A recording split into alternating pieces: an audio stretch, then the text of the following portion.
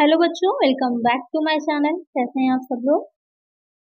आप लोग की UPTPSC assistant accountant and auditor की क्लासेस चल रही थी, जिसमें हम लोग सिलेबस वाइज प्रिपरेशन कर रहे थे। प्रीवियस वीडियो में हमने पढ़ा था आरटीजीएस के बारे में। आज जो आपका टॉपिक रहेगा उसमें हम पढ़ेंगे इंटरनेट बैंकिंग के बारे में कि इंटरनेट बैंकिंग क्या होती है। आजकल तो हम सभी लोग इसका यूज करते हैं, काफी बेनिफिट्स भी हैं, कुछ डिसएडवांटेजेस भी हैं, तो उसके बारे में आज हम पढ़ेंगे। तो आई वीडियो को शुरू करते हैं, लेकिन शुरू करने से पहले जिन बच्चों ने सब्सक्राइब नहीं किया है सब्सक्राइब कर लीजिए। वीडियो अच्छी लगेगी लाइक कर दीजिएगा और फ्रेंड्स साथ वीडियो को शेयर भी कर दीजिएगा। जिन बच्चों ने प्रीवियस वीडियोस नहीं देखी हैं, चैनल पे नए हैं, उनके लिए मैंने अलग से प्लेलिस्ट बना दी है, जो आपको उस वीडियो के डिस्क्रिप्शन में लिंक मिल जाएगा उसका। तो उसमें सारी वीडियोस एक साथ हैं, देख लीजिएगा। तो आई वीडियो को शुरू करते हैं। सबसे पहले समझना जो है हमको कि इंटरनेट बैंकिंग क्या होती है। तो दो वर्ड से जुड़ा है, एक आपका इंटरनेट हो गया और दूसरा हो गया बैंकिंग। तो बैंकिंग तो हमको पता ही है कि जो बैंक्स होते हैं उसमें जो ट्रांजेक्शन्स होते हैं या हम अपना अकाउंट खुलवाते हैं, डिफरेंट टाइप्स के अकाउंट्स होते हैं। तो बैंक के में हम अपनी छोटी छोटी जो जमाएं होती हैं, सेविंग्स होती हैं, उसको डिपॉजिट करते हैं सेविंग अकाउंट में, या जो हमारा करेंट अकाउंट होता है, एफडी कराते हैं, आरडी होती है, बहुत सी स्कीम्स रहती हैं, बहुत से अकाउंट्स होते हैं बैंक के। तो ये सारी चीजें बैंक में आ जाती हैं। लेकिन पहले तो हम मैनुअली करते थे कि हमें कुछ भी विड्रॉल करना होता था, निकालना होता था, तो हम बैंक में जाते थे, वहां पर जाकर के एक फॉर्म होता था उसको भरते थे। उसके बाद हम जो है अपना जो भी ट्रांजेक्शन हमारा होता था वो करते थे, या फिर जमा भी करना है, डिपॉजिट भी करना है, तब भी हम एक फॉर्म फिल करते थे। और उसके बाद डिपॉजिट होता था, लंबी लंबी लाइनें लगती थी, तब जाकर हमारा काम हो पाता था। लेकिन आज के टाइम में क्योंकि बैंकों का भी काम बहुत ज्यादा बढ़ चुका है, पहले ज्यादातर लोग जो थे अपने पास ही पैसा को रखना पसंद करते थे, सेविंग्स जो होती थी। लेकिन आज के टाइम में हर कोई बैंक में, हर किसी का ही अकाउंट होता है, बच्चे भी होते हैं तो उनका भी अकाउंट अब तो बैंक में हो जाता है, क्योंकि जो उनको भी स्कॉलरशिप मिलना है या अलग अलग चीजें जिसके लिए अकाउंट की जरूरत पड़ती ही है। तो बैंक का काम बहुत ज्यादा बढ़ गया है। तो आज के टाइम में बैंक ज्यादा फैसिलिटीज प्रोवाइड भी करा रहा है। उसी में से एक आपकी इंटरनेट बैंकिंग भी हो जाती है कि जब इंटरनेट क्या होता है आप सबको पता ही है, एक नेटवर्क है। तो इंटरनेट का यूज हम जब करते हैं बैंकिंग के कामों में तो आपकी इंटरनेट बैंकिंग हो जाती है। Internet banking also known as online banking, e banking and virtual banking. ध्यान में रखिएगा, ऑनलाइन बैंकिंग, ई बैंकिंग या वर्चुअल बैंकिंग किसी के भी नाम से क्वेश्चन आ सकता है। तो तीनों का ही मतलब आपका इंटरनेट बैंकिंग से ही होगा। इसी को डिजिटल बैंकिंग भी बोलते हैं, कहीं कहीं पर डिजिटल बैंकिंग भी लिखा हो सकता है।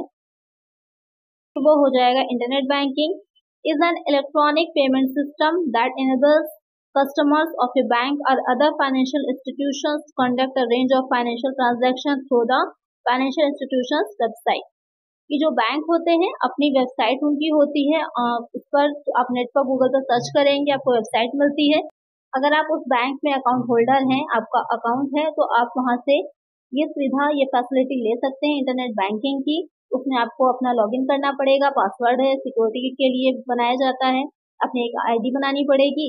उसके बाद आप जो भी सुविधाएं इंटरनेट के थ्रू जो बैंक है वो आपको प्रोवाइड करा रहा है वो आसानी से आप यूज कर सकते हैं। वो हो जाती है इंटरनेट बैंकिंग। क्या फीचर्स होते हैं? सबसे पहला पॉइंट जिसमें है कि check the account statement online. कि इंटरनेट बैंकिंग के थ्रू कभी भी कहीं पर से भी अपने अकाउंट में हमारा कितना अमाउंट है, या अगर किसी ने ट्रांसफर किया है तो अब कितना अमाउंट है आ गया है, अमाउंट की नहीं आ गया है, या हमने किसी को पेमेंट किया है तो रिमेन अमाउंट कितना बचा है, हम आसानी से कभी भी कहीं पर भी चेक कर सकते हैं। फिर दूसरा पॉइंट है open a fix deposit account. कि सावधि जमा खाता खोलने की सुविधा, कि हम एफडी अकाउंट भी डायरेक्टली आप इंटरनेट बैंकिंग के थ्रू खोल सकते हैं। सावधि जमा क्या होता है? सावधि जमा में ये रहता है कि एक फिक्स टाइमिंग के लिए जब आप अकाउंट में अपने पैसे को डिपॉजिट कर देते हैं 5 साल 10 साल के लिए, तो वो आपका क्या हो जाता है, फिक्स डिपॉजिट, जिसे शॉर्ट में आप एफडी बोलते हैं। थर्ड पॉइंट आ जाएगा pay utility bills such as water bill, electricity bill. कि इंटरनेट बैंकिंग के थ्रू आप क्या कर सकते हैं, ये जो बिल्स दे रखे हैं उनका भी पेमेंट कर सकते हैं, क्योंकि अब ये सारी फैसिलिटीज प्रोवाइड करा रहे हैं बैंक। तो वहां पर आप वाटर बिल है, इलेक्ट्रिसिटी बिल है, ये सबको भी पेमेंट कर सकते हैं इजिली। फिर है मेक मर्चेंट पेमेंट्स, व्यापारी भुगतान करने की सुविधा। कि अगर आप बिजनेसमैन हैं या आपका इस तरह का सप्लायर है, इस तरह का बिजनेस है, तो आप आसानी से अपने बैंक के थ्रू ही पेमेंट कर सकते हैं। ट्रांसफर फंड, धनराशि के हस्तांतरण की सुविधा, ये सबसे इम्पोर्टेंट है कि आप इजिली अमाउंट जितना भी हो ट्रांसफर कर सकते हैं इंटरनेट बैंकिंग के थ्रू। ऐसे अगर हमें ट्रांसफर करना होता है तो बैंक जाना पड़ता है, या तो चेक हम जो है देते हैं तो वहाँ पर काफ़ी टाइम भी लग जाता है और थोड़ा सा हमें असुविधा भी होती है, इनकन्वीनियंस होता है। लेकिन यहाँ पर हमें ट्रांसफर करना बहुत ही आसान होता है। कैसे या कौन कौन से प्लेटफॉर्म है जिनसे हम कर सकते हैं वो आगे हम पढ़ेंगे। फिर आ जाता है ऑर्डर फॉर ए चेकबुक। हम चेकबुक के लिए ऑर्डर कर सकते हैं कि अगर हमें चेक निकलवाना है, अगर इशू करवाना होता है तो आपको खुद जाना होता है। इंटरनेट बैंकिंग सुविधा आपने ले रखी है तो आप इसके थ्रू जो है बैंक में एप्लीकेशन कर सकते हैं, अप्लाई कर सकते हैं चेकबुक के लिए। बाय जनरल इंश्योरेंस, सामान्य बीमा, अगर आप सामान्य बीमा कराना चाह रहे हैं तो जनरल इंश्योरेंस की सुविधा भी बैंक आपको देता है इंटरनेट बैंकिंग के थ्रू। और आगे ये भी सुविधा देता है कि अगर आप बैंक से टाइप करते हैं, बात कर लेते हैं, तो वहाँ पर जो प्रीमियम की राशि होती है वो भी आपके अकाउंट से ट्रांसफर होती रहती है, जो इंश्योरेंस कंपनी होगी उसको। फिर आ जाता है रिचार्ज प्रीपेड मोबाइल DTH। तो यहाँ पर जो इंटरनेट बैंकिंग है उसके थ्रू आप मोबाइल का रिचार्ज कर सकते हैं, DTH का रिचार्ज कर सकते हैं। तो सब बहुत कॉमन चीज़ें हैं, आप लोग डेली लाइफ में आज के टाइम में तो यूज़ ही कर रहे हैं। हर कोई आज के टाइम में ऑनलाइन बैंकिंग का इतना ज़्यादा यूज़ कर रहा है कि इसको ज़्यादा समझने में आपको प्रॉब्लम नहीं होगी। बहुत सी एप्लीकेशंस का यूज़ कर रहे हैं हम लोग, मोबाइल बैंकिंग का कर रहे हैं, क्योंकि अब जितने भी बैंक हैं उन सबके मोबाइल में भी ऐप आ रहे हैं। आप ऐप डाउनलोड कर लीजिए और सारी फैसिलिटीज़ आपको उस ऐप पर मिल जाती हैं। रिचार्ज कर सकते हैं, आप किसी को पेमेंट कर सकते हैं, ट्रांसफ़र कर सकते हैं, बहुत सी चीज़ें हैं, सब आपको आसानी से इसके थ्रू मिल जाती हैं। तो ये हो जाएंगी इंटरनेट बैंकिंग की विशेषताएं। अब आ जाता है इसके क्या बेनिफिट्स हैं। तो विशेषताएं, जो फीचर्स आपने पढ़े उन्हीं से आपको बेनिफिट्स का समझ में आ ही गया होगा कि क्या होते हैं। पहला बेनिफिट क्या होता है, उपलब्धता, अवेलेबिलिटी, कि ये आपको इंटरनेट बैंकिंग जो है 24/7 जो आपको 24 घंटे 7 दिन अवेलेबल रहती है। ऐसे बैंक जो होता है वो आपका जो है एक टाइमिंग रहती है, बैंकिंग आवर होते हैं, उसी में ही काम होता है। और साथ ही सैटरडे को या संडे को काम बिल्कुल हो, संडे तो बंद ही रहता है, सैटरडे में भी रहता है कि आपको लंच टाइम से पहले तो काम होता है, उसके बाद काम नहीं होता है। और कभी कभी जो है सैटरडे में, सेकंड सैटरडे वगैरह में तो बैंक बंद भी होते हैं। लेकिन इसमें क्या रहता है, इंटरनेट बैंकिंग के थ्रू आप आसानी से कभी भी 24 घंटे में 7 दिन काम कर सकते हैं, अवेलेबल रहता है। फिर रहता है संचालन में आसान, इजी टू ऑपरेट, क्योंकि इसको ऑपरेट आप खुद कर रहे हैं, स्वयं कर रहे हैं, तो आपके लिए आसान होता है। आप बार बार रीचेक भी कर सकते हैं कि आप कितना अमाउंट ट्रांसफर कर रहे हैं। कोई गड़बड़ी, किसी तरह की गलती होने की भी प्रोबेबिलिटी नहीं रहती, संभावना नहीं होती है। फिर आ जाता है सुविधाजनक है, कन्वीनियंस है, आपके लिए इजी रहता है कभी भी कहीं पर से भी पैसों को ट्रांसफर कर पाना। और ये भी रहता है कभी कभी जब ऐप या इंटरनेट बैंकिंग के थ्रू ट्रांसफर करते हैं तो वहाँ पर थोड़ा आपको ऑफ भी मिल जाता है। जो ऑनलाइन शॉपिंग हम लोग करते हैं तो वहाँ पर यूज़ करते हैं तो उसमें काफ़ी 5%, 10% डिस्काउंट का ऑफ भी मिलता है। फिर आ जाता है कि टाइम एफिशिएंट है, टाइम बिल्कुल नहीं लगता, आपको लंबी लंबी जाके लाइनों में नहीं लगना पड़ता है, घर से बैठ करके आप आसानी से काम कर लेते हैं। तो इस वजह से आपको क्या रहता है, घर से कहीं भी ऑफिस में हैं आप, ट्रैवल कर रहे हैं, आप आसानी से अपना काम कर सकते हैं, कोई आपको प्रॉब्लम नहीं होती है। तो वहाँ पर ये टाइम आपका काफ़ी सेव कर देती है। फिर आ जाता है गतिविधि ट्रैकिंग, एक्टिविटी ट्रैकिंग।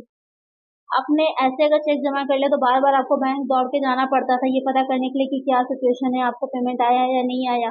लेकिन इंटरनेट बैंकिंग जब से चल गई है तब से हम आसानी से घर में बैठ कर ही ट्रैक कर सकते हैं कि जो एक्टिविटीज़ हैं कितनी प्रोसेस में है या पेंडिंग में दिखा रहा है या कितना टाइम लगेगा। सारी इन्फॉर्मेशन आपको आसानी से अपने इंटरनेट के थ्रू घर बैठ कर ही मिल जाती है। तो ये सारी इसके फीचर्स होते हैं, ये सारे इसके बेनिफिट्स हैं, एडवांटेजेस हैं जो आपको मिलते हैं। अब जब बात हम इंटरनेट की कर रहे हैं तो इंटरनेट जिस तरह से इंटरनेट के कुछ अपने बेनिफिट्स हैं, एडवांटेजेस हैं, तो डिसएडवांटेजेस भी बहुत ज़्यादा हैं, नुकसान भी बहुत हैं। तो इसी तरह इंटरनेट बैंकिंग के भी कुछ नुकसान है, कुछ हार्मफुल होती है, कई बार जो है काफ़ी नुकसानदेह भी बहुत लोगों के लिए रही है इसका यूज़ करना। तो क्या होते हैं इसके डिसएडवांटेजेस। पहला हो जाता है इंटरनेट की आवश्यकता, इंटरनेट रिक्वायरमेंट। तो यहाँ पर अगर नेट पैक आपके मोबाइल में है, आपने इंटरनेट से करा रखा है रिचार्ज, तभी आप इसका यूज़ कर पाएंगे, वरना नहीं कर पाएंगे। तो बहुत सी कभी कभी ऐसा होता है कि हम लोग को पेमेंट करना होता है और नेटवर्क चला जाता है। ऐसा अक्सर होता है जब ऑनलाइन फॉर्म भर रहे होते हैं और हमको पेमेंट करना है तो वहाँ पर सर्वर एरर दिखा दिया, तो हम लोग काफ़ी काफ़ी टाइम परेशान होते हैं कि हमारा पेमेंट हुआ है कि नहीं हुआ है। कभी कभी पेंडिंग में चला जाता है तो उसमें बहुत ज़्यादा प्रॉब्लम आती है। पहले के टाइम में जो ऑफलाइन फॉर्म जो सबमिट किए जाते थे तो वहाँ पर जो ड्राफ्ट होता था उसको बनवा करके साथ में भेजा जाता था, तो वहाँ पर इस तरह की कोई कंफ्यूजन नहीं रहती थी। लेकिन जब हम इंटरनेट बैंकिंग के थ्रू यूज़ कर रहे होते हैं वहाँ पर जो पेमेंट करते हैं तो बहुत बार ऐसा होता है आप में से किसके किसके साथ इस तरह का हुआ है कि पेमेंट को पेंडिंग दिखा दिया है या पेमेंट जो है सक्सेसफुल हुआ ही नहीं, आपके पैसे अकाउंट से कट गए। कमेंट करिएगा आप लोग कि किसके किसके साथ ऐसी प्रॉब्लम एक्चुअल में आई है। सेकंड आ जाएगा लेन देन में सुरक्षा की कमी। इसको करेक्ट कर लीजिएगा, लेन देन में सुरक्षा की कमी। ट्रांजैक्शन सिक्योरिटी, जब आप पेमेंट करते हैं ऑनलाइन तो वहां पर कभी कभी ये डर रहता है कि जो हम पेमेंट कर रहे हैं, ट्रांजैक्शन कर रहे हैं, वो सिक्योर नहीं होते हैं। तो कभी कभी ऐसे साइट्स होते हैं जिस पर अगर आपने जाकर किया होता है या जो जो कॉल्स आ रही हैं, सबको पता ही है कि इस तरह के स्कैम वाली कॉल्स बहुत आती हैं और आप लोग कभी कभी फंस के अपना पर्सनल डेटा उनको दे देते हैं, तो वहां पर भी आपके अकाउंट से पैसे क्या होते हैं, गायब हो जाते हैं, चले जाते हैं। बहुत लोगों के साथ ऐसा हुआ है। वैसे अब तो काफी सब अवेयर हो चुके हैं, लेकिन पहले के टाइम में इस तरह के स्कैम बहुत हुए। अभी भी बहुत लोगों के साथ हो रहे हैं, जो भोले हैं, नहीं समझते हैं लोग और बता देते हैं इन्फॉर्मेशन को अपनी, तो वहां पर भी काफी उनका पैसे जो होते हैं चले जाते हैं अकाउंट से। तो इस तरह का क्या रहता है कि ट्रांजैक्शन में थोड़ा सिक्योरिटी की कमी रहती है जब आप ऑनलाइन ट्रांजैक्शन कर रहे होते हैं। थर्ड आ जाएगा सही जानकारी का अभाव, डिफिकल्ट फॉर बिगनर्स, कि स्टार्टिंग में जिसको नॉलेज नहीं है सही ढंग से तो उसको बहुत प्रॉब्लम होती है इंटरनेट बैंकिंग को यूज करने में। क्योंकि अगर आप वहां पर बैंक में जाते हैं, आप जो फॉर्म होता है जो उसको फिल कर रहे हैं, तो अगर आपको नहीं समझ में आ रहा है तो वहां पर आप जो पूछ लेते हैं, वो लोग बता देते हैं कि किस तरह से भरा जाएगा। लेकिन जब आप इंटरनेट बैंकिंग का यूज करते हैं तो क्योंकि आपको सारी चीजें गोपनीय रखनी होती है, आपको नहीं बता सकते हैं आप दूसरों को, इस वजह से आपको पूछना मुश्किल हो जाता है किसी से। तो वहां पर सारी चीजें जो बिगनर्स होंगे स्टार्टिंग में उनको प्रॉब्लम होती है इनको यूज करने में। या कभी कभी ये रहता है कि आप ज्यादा शिक्षित नहीं है, एजुकेशन बहुत इंपॉर्टेंट है इसके लिए। इंटरनेट बैंकिंग का यूज आप तभी ज्यादा अच्छे से कर पाएंगे जब आपको नॉलेज होगी चीजों की, एजुकेटेड होंगे। अगर आप एजुकेटेड नहीं है तो आप इंटरनेट बैंकिंग का इतने अच्छे से यूज नहीं कर पाएंगे, काफी बड़ा डिसएडवांटेज है ये आपका।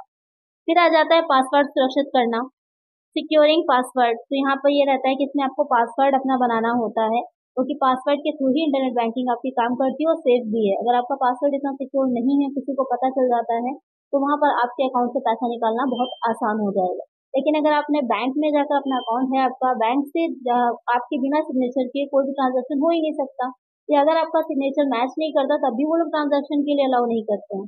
लेकिन इंटरनेट बैंकिंग में किसी को आपका पासवर्ड पता है तो वो आसानी से आपके अकाउंट की इन्फॉर्मेशन को लीक कर सकता है, कोई पैसा ट्रांसफर कर सकता है। तो ये हो जाती हैं डिसएडवांटेज ऑफ इंटरनेट या फिर ऑनलाइन बैंकिंग।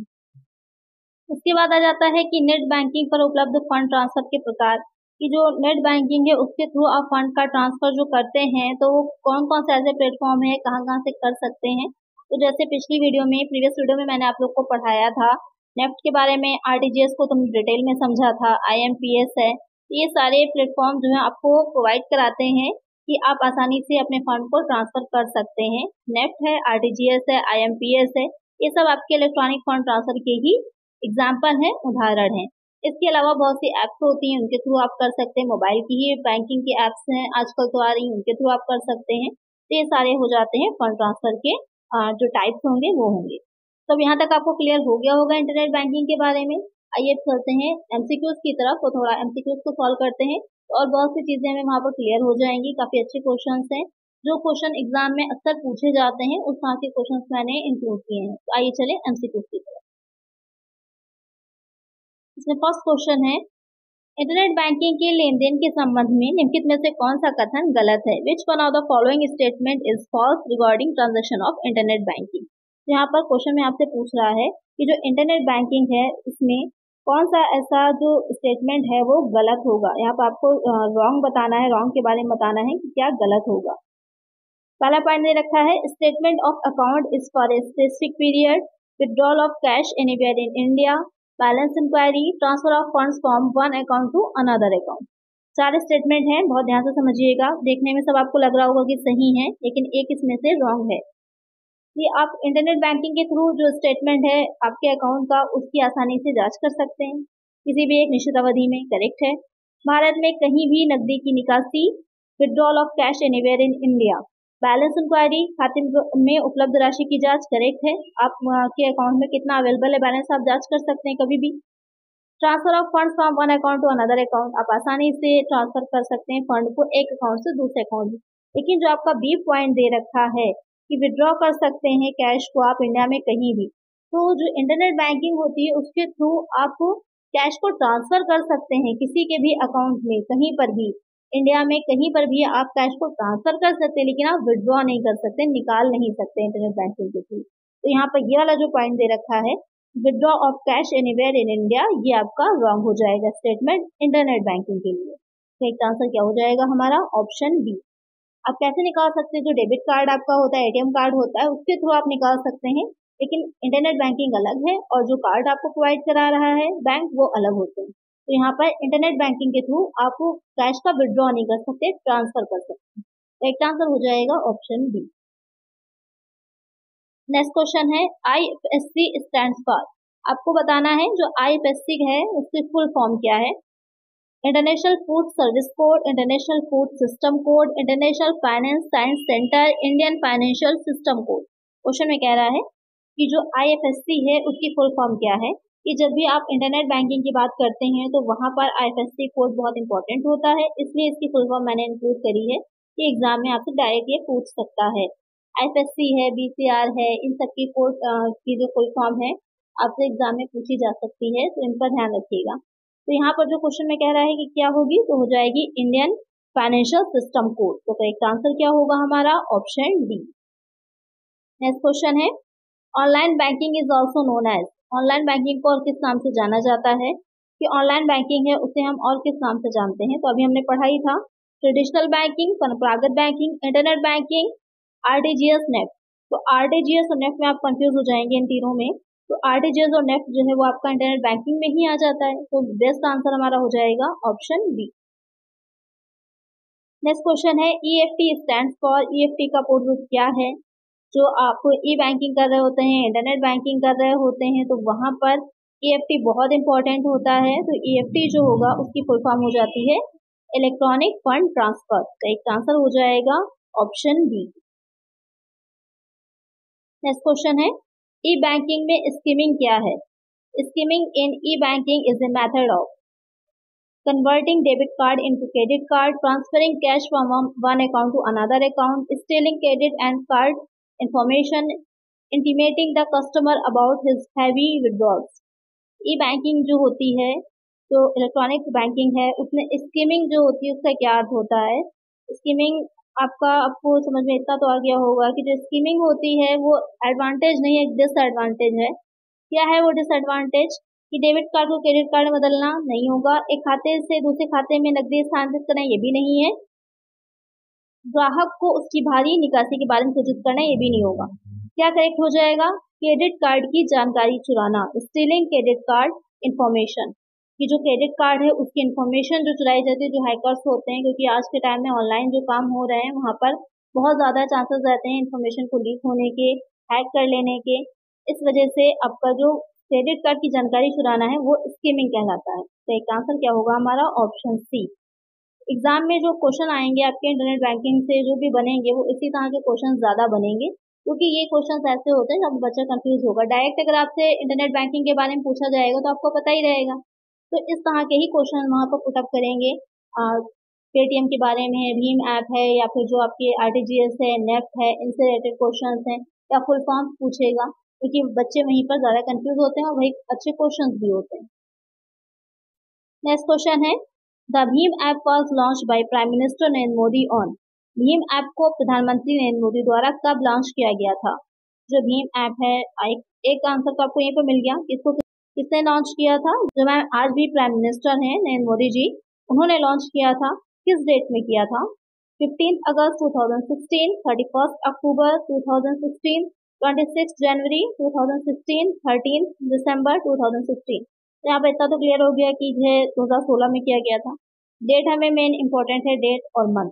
तो 13 दिसंबर को किया गया था। 30 दिसंबर 2016 को भीम ऐप लॉन्च किया गया था। अच्छा, जो भीम ऐप है वो क्यों इम्पोर्टेंट है, क्यों इसलिए इम्पोर्टेंट है ये क्योंकि ये इंडियन मोबाइल पेमेंट ऐप है। जो किसने डेवलप किया था, national payment corporation of India ने डेवलप किया था। 13 दिसंबर 2016 में ये डेवलप हुआ था और इसका जो यूज किया जाता है डिजिटल पेमेंट करने के लिए किया जाता है, इसलिए ये ऐप जो है वो काफी इम्पोर्टेंट है। तो याद रखिएगा कब लॉन्च हुआ था, किसने किया था। जो है प्राइम मिनिस्टर नरेंद्र मोदी जी हैं, उन्होंने किया था। किस कंपनी के द्वारा कराया गया था develop, national payment corporation of India, जिसे शॉर्ट में NPCI भी बोलते हैं, उनके द्वारा कराया गया था। ये सारे पॉइंट्स को ध्यान में रखिएगा।